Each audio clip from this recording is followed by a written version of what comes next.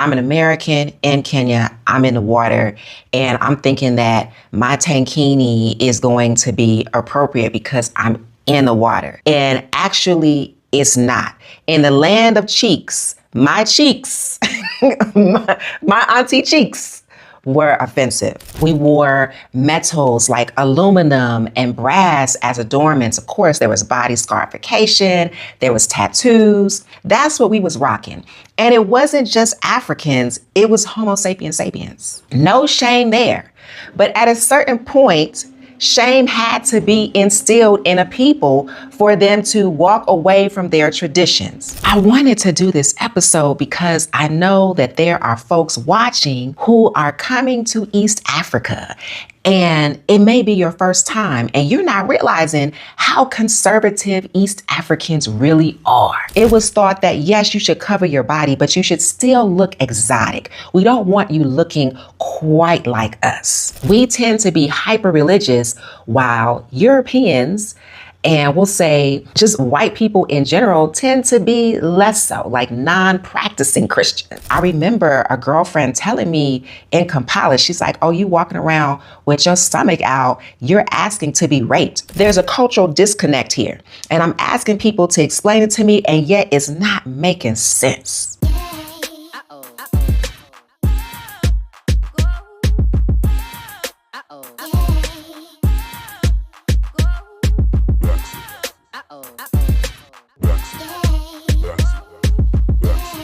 Welcome to BLAXIT to Africa. I'm Tadre Delora Moignet, a California native living my best life in Nairobi, Kenya. Thank you for coming along for the ride. I hope that you are informed, entertained, and inspired to BLAXIT to Africa. On this episode, I would like to discuss modesty in East Africa. This topic came about because in May of 2025, I went to the Kengen Geothermal Spa in Kenya, in Naivasha, Kenya, which is actually where Khalees has bought her land. Yeah, you know what? To be perfectly honest, I was reminded that I needed to go to the Kengen Geothermal Spa because I had seen a post that Khalees did about being there, and I had been trying to get there for a long while, and just all these things have been happening. One day we planned a trip, and it was closed for cleaning. We had traveled 2 miles, and the place was closed for cleaning. Not indicated on the website. One time we had planned a trip and the roads were flooded. It was just a lot. So, I finally made it to the Kengen Geothermal Spa. And if you love a good hot spring, a natural hot spring, you are going to love the Kengen Geothermal Spa. So that's me. Like, I'm hot springs all day. I've traveled the world and explored different hot springs, and I absolutely love it. They're therapeutic, they're relaxing, all the good things. What kind of soup do you have to Oh, because my ass is out.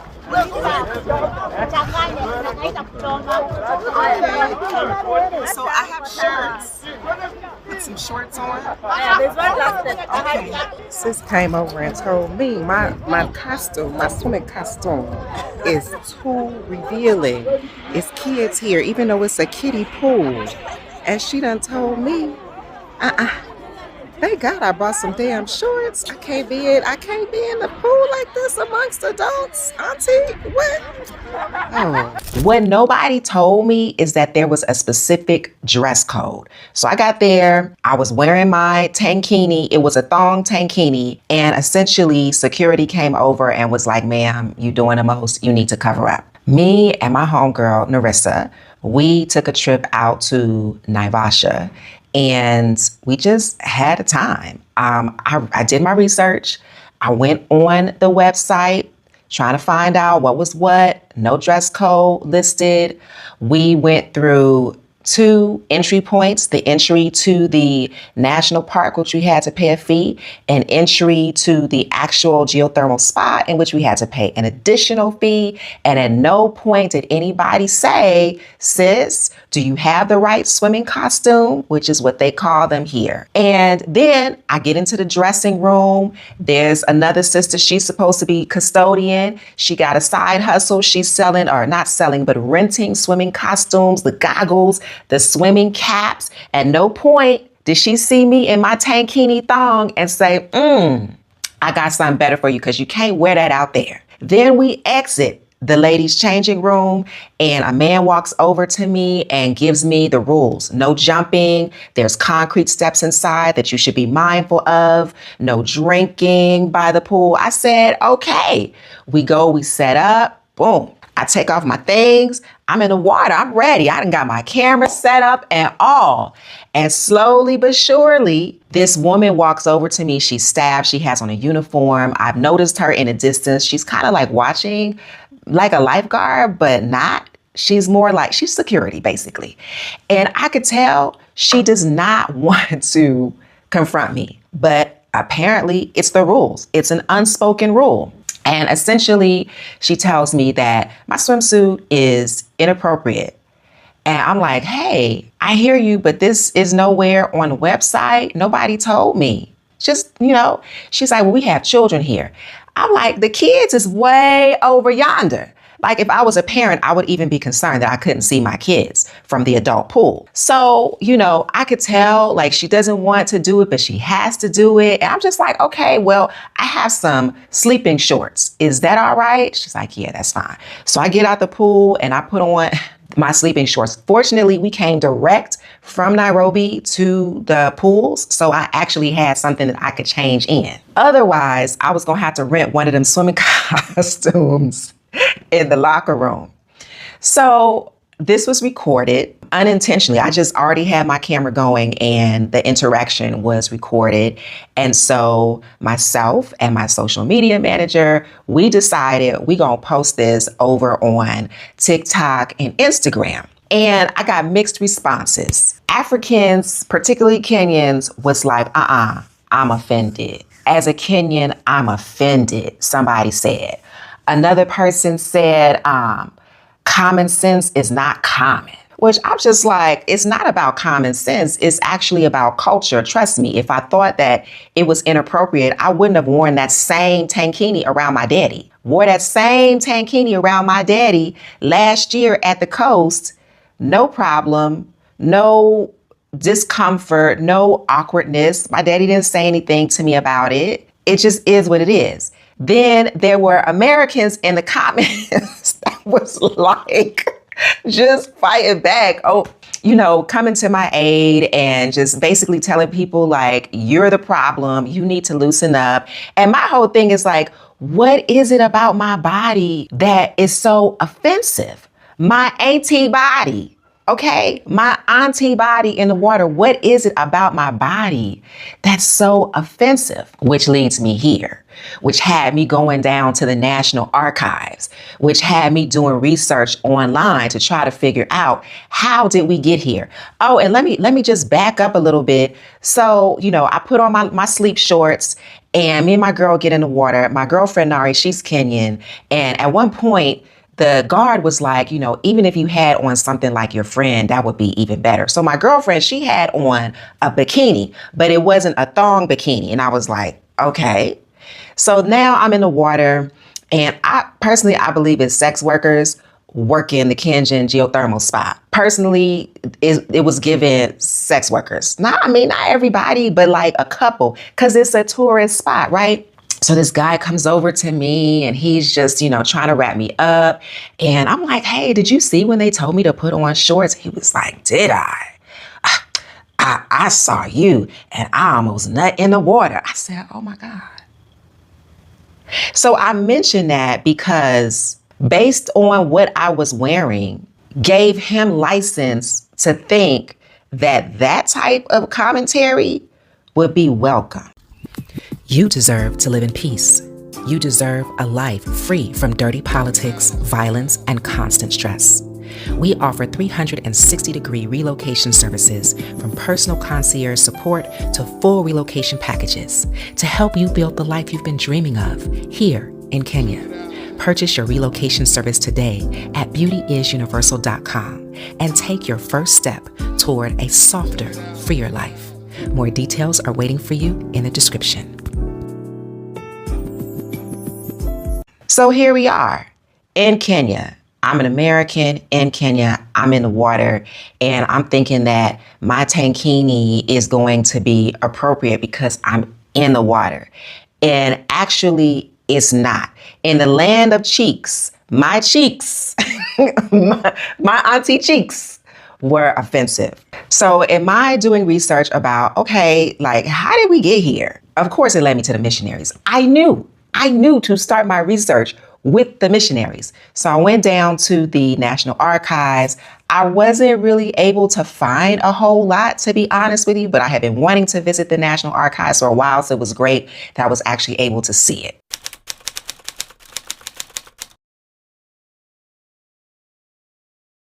Before the missionaries got here, we used to dress in skins. We used to dress in natural fibers, plant fibers like sisal, like bark cloth. We wore metals like aluminum and brass as adornments. Of course, there was body scarification, there was tattoos. That's what we was rocking. And it wasn't just Africans, it was Homo sapiens sapiens. No shame there. But at a certain point, shame had to be instilled in a people for them to walk away from their traditions. So of course, because Kikuyu and Luo are two of the largest ethnic groups here in Kenya, I was able to find photos of how we used to be before the colonizers arrived. And it was very interesting. You know, we had certain adornments that were reserved for married women, certain adornments that were reserved for warriors. And then, you know, there would be a certain cloth that would be, or bark cloth that would be draped over the body like a cape, so that while you were working in the fields and bent over, you would have protection for your most vulnerable areas. But essentially, we were free. And I'm just thinking about how we come into the world as babies, shameless. We don't even know the meaning, the concept of the word shame. Little babies, they just run around so free and naked, and it's adults that literally pull them to the side and clothe them and teach them about shame and modesty. I wanted to do this episode because I know that there are folks watching who are coming to East Africa, and it may be your first time and you're not realizing how conservative East Africans really are, at least in the public eye during the day. And you should know, because, you know, walking around with a midriff top on, or even shorts or a mini skirt in many settings could be deemed inappropriate, especially if, like, of course, going to church or going to visit somebody's family. Like, you really just need to be cognizant of the room, understanding and reading the room. Even if that family is well traveled and they know how things are done outside of the East African context, you still want to be mindful. Now, this is where I got tripped up, because I lived in Zanzibar for a year, and, you know, I observed the rules. Like, you know, I never wore nothing sleeveless, backless, low cut. I usually had on a dira. If I wore pants, they were loose fitting pants. I always had like short sleeves or long sleeves on. Sometimes I would wear a dira. Often I would wear dresses, never had my knees showing. Like, I observed the rules. However, there is an exception in Zanzibar. On the beach, you can wear whatever you want. You can have your cheeks out. You can have your bikini on, your thong, your tankini, your whatever, but you cannot leave the beach dressed like that. You need to wrap up, you need to cover up. Even if you're going to like a beach resort, a beach bar, as long as it's on a beach, you're good. And so here I am in Naivasha, Kenya, thinking that the same rule applied because we're in a natural heated pool. No, ma'am. I was sadly mistaken.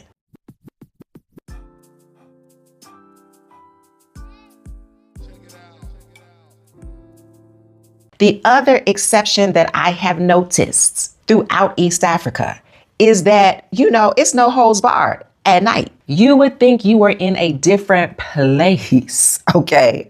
Prime example, when I first came to Zanzibar as a tourist, these guys took me out, and it was near Stone Town. We hadn't traveled far. I can't even tell you which town it was, but it was like maybe a 15-minute ride away from Stone Town max.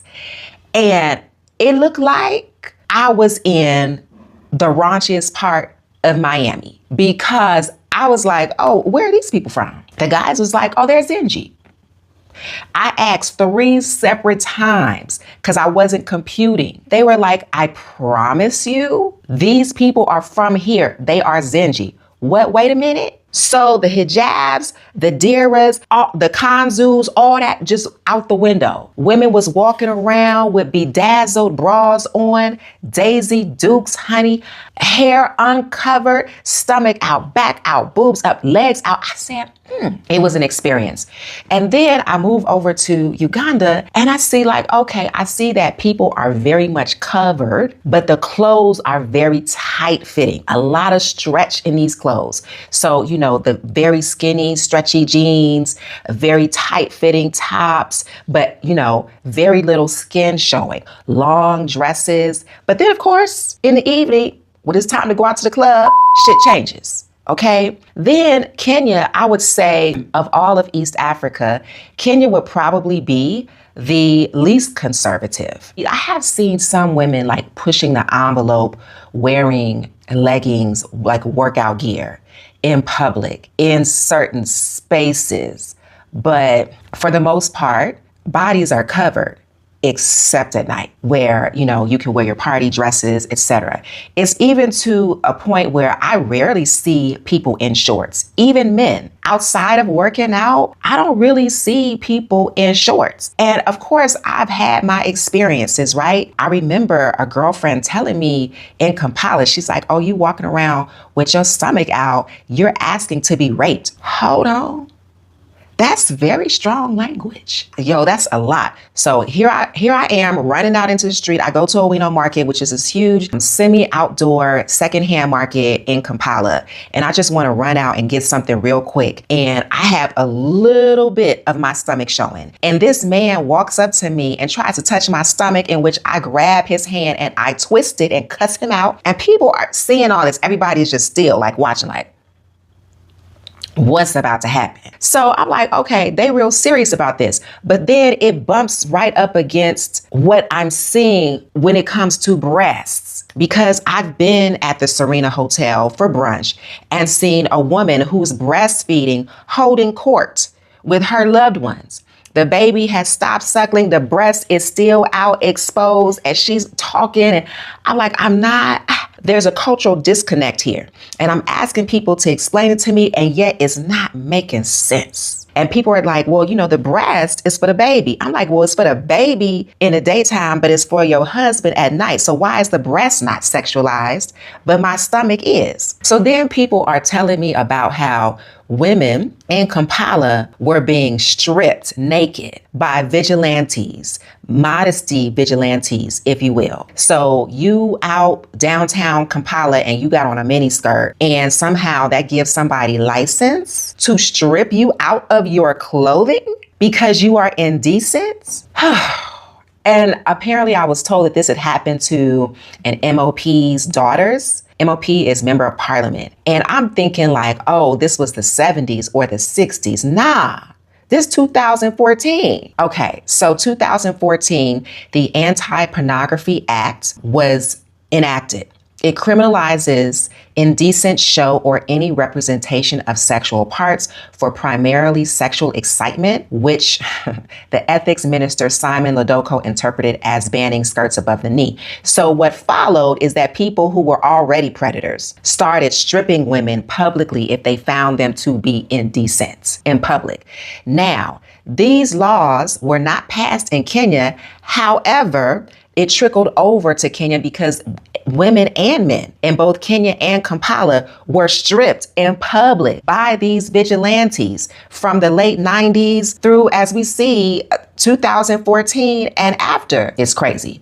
So then, you know, hashtags and people started fighting back, you know, my dress, my choice, my body, my choice. That started happening. So we do see, I think, as a result of increased social media influence, a loosening, but definitely not totally giving up modesty. So going back to the missionaries, it was by no accident that missionaries were sent to civilize the natives. And there was a strategy, and this strategy is well documented in letters written by missionaries, in correspondence between missionaries and the church, as well as the government and missionaries, one and the same, and also in policies.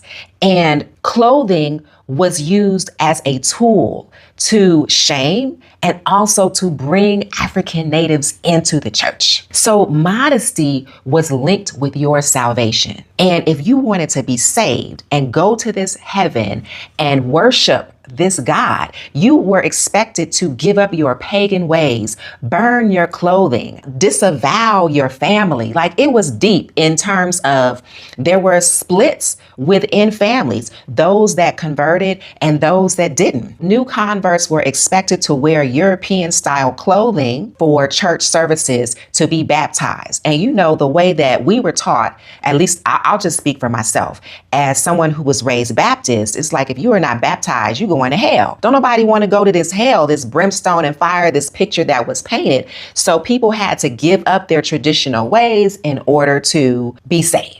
And then it started to become very apparent that in order to move up in the world, now that we have a colonized East Africa, in order to move up in the world, you needed to have this education, which required you to be educated by missionaries, to go to these missionary schools. And of course, you already know a uniform was required to attend these schools, a European uniform. Now, the interesting thing to me about this concept of dressing like a European, they wanted Africans to wear Western clothing or to basically cover their bodies, but they didn't want the African to look as good as them in these European clothing. Case in point, there was a missionary, her name was Hulda Stump, and she wrote in June 1916, asking that only plain dresses be sent from the United States for the Kikuyu girls, dresses without tucks and ruffles and piping. So apparently the previous year, some really nice dresses were sent from the U.S.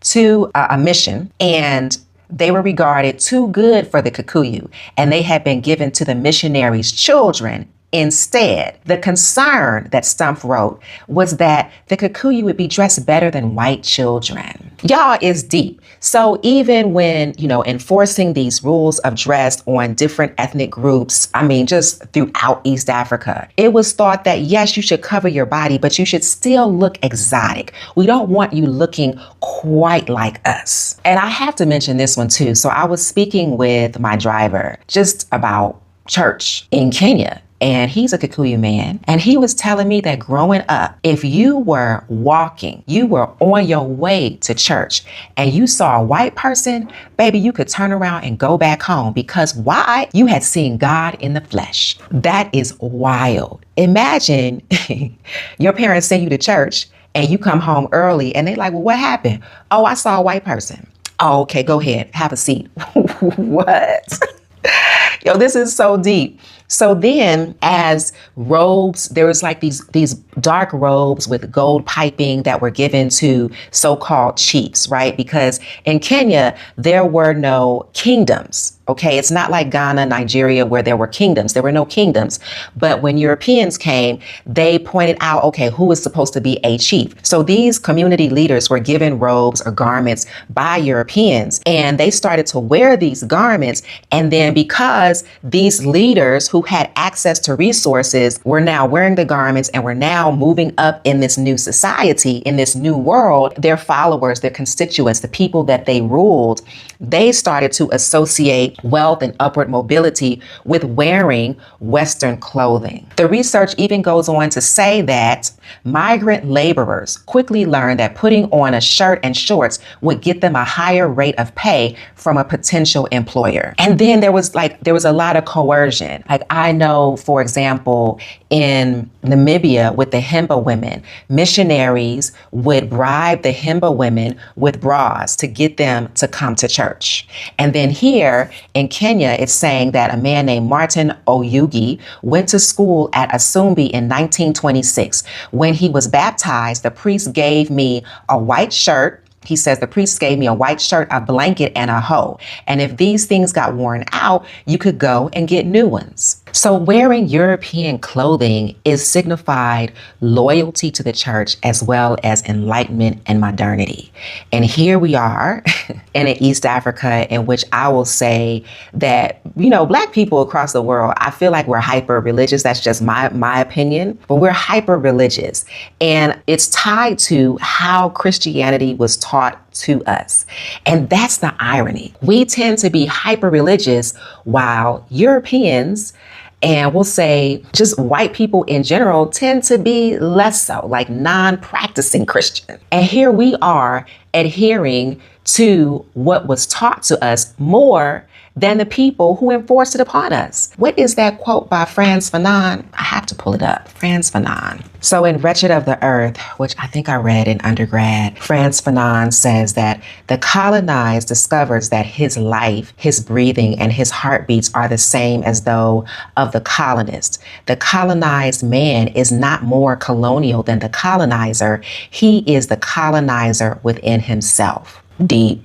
Is so deep. I think a lot of people who have never been to Africa will be shocked and surprised at how conservative East Africans in particular are. It's not like I'm like targeting East Africa or really just like trying to shame East Africans. That's not it at all. This just happens to be where I am. And so learning the lay of the land means understanding these nuances, knowing that, okay, I might be able to do something on a beach in Zanzibar, but I can't do that here in Kenya at the pool. It's inappropriate. It's shameful to people. And so, you know, folks will think that they associate nakedness with Africans, and you're gonna come here and find out, no, that's not the case, at least in the daytime. You cannot roll around like you would at home. I'm from Los Angeles, California. Y'all already know we don't wear no clothes. We don't. It's hot. We're a very liberal society. You'll go to a funeral and people will show up in shorts and a Bermuda shirt. You know, Miami, other parts of Southern America where the weather is warmer, we don't typically wear a lot of clothes.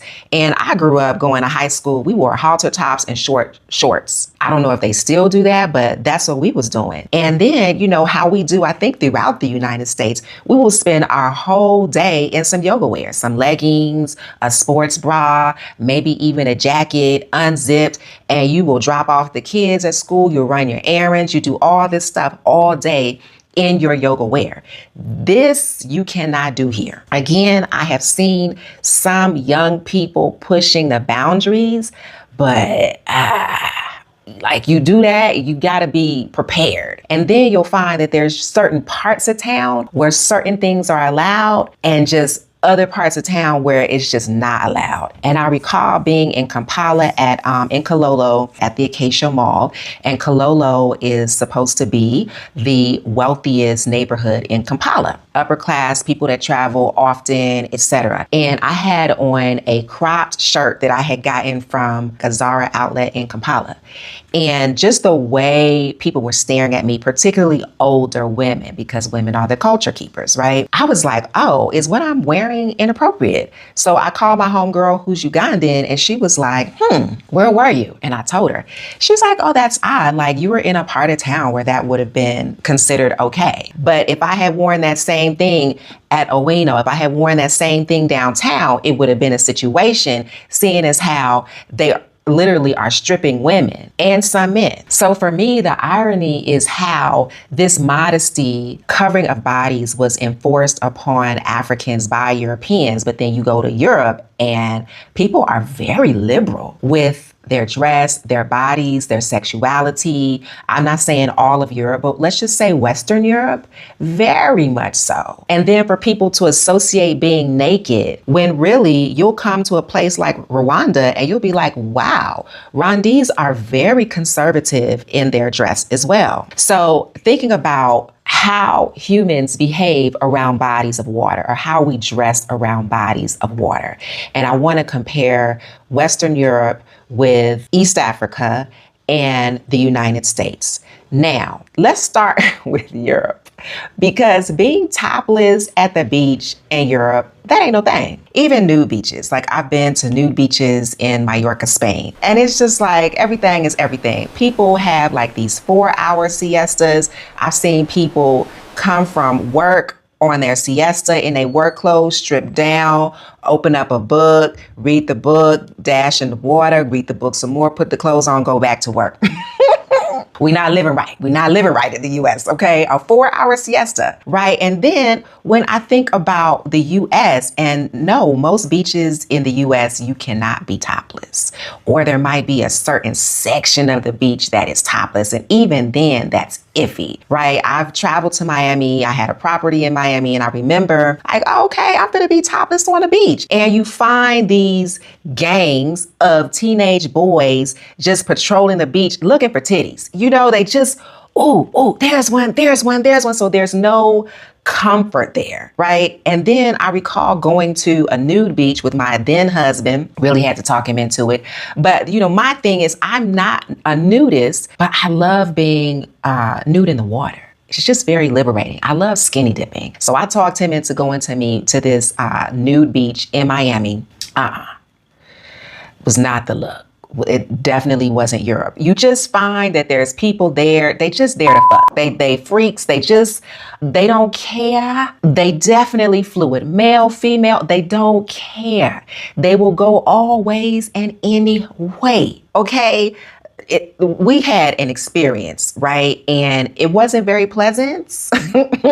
And we never went back. You come to a beach here in East Africa, the Kenyan coast, Tanzania, Zanzibar, and there's a certain level of modesty that is expected. I am learning.